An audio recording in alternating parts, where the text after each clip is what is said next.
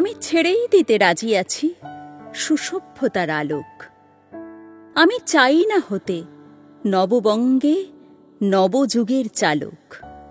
আমি নাইবা গেলাম বিলাত, নাইবা পেলাম রাজার খিলাত। যদি পরজন্মে পাইরে হতে ব্রজের রাখাল বালক, তবে নিবিয়ে দেব নিজের ঘরে সুসভ্যতার আলোক।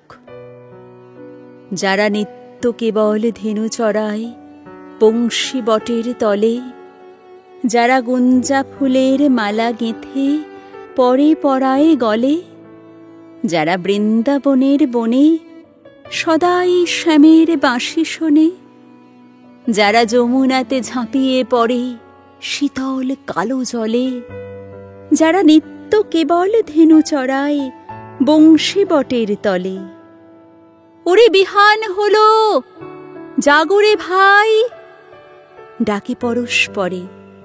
ওরে ওই যে দধি মন্থ ধ্বনি উঠল ঘরে ঘরে, হ্যারো মাঠের পথে ধেনু চলে উড়িয়ে গোখুর রেণু, হ্যারো আঙিনাতে ব্রজের বধূ দুগ্ধ দোহন করে।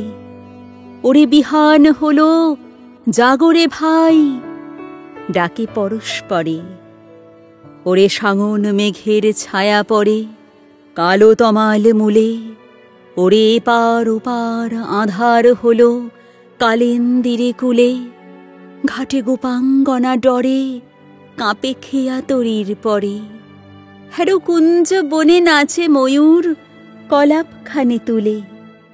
ওরে সাঙন মেঘের ছায়া পড়ে কালো তমাল মূলে, মোরা নবনবীন ফাগুন রাতে নীল নদীর তীরে, কোথা যাব চলি অশোক বনে শিখিপুচ্ছ শিরে।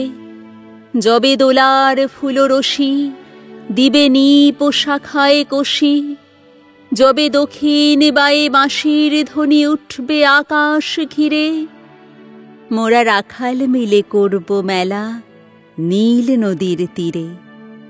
আমি হব না ভাই নববঙ্গে নবযুগের চালক, আমি জ্বালাব না আধার দেশে সুসভ্যতার আলোক। যদি ননিছানার গায়ে কোথাও অশোক নিপের ছায়ে আমি কোনো জন্মে পারি হতে ব্রজের গোপ বালক, তবে চাই না হতে নববঙ্গে নবযুগের চালক।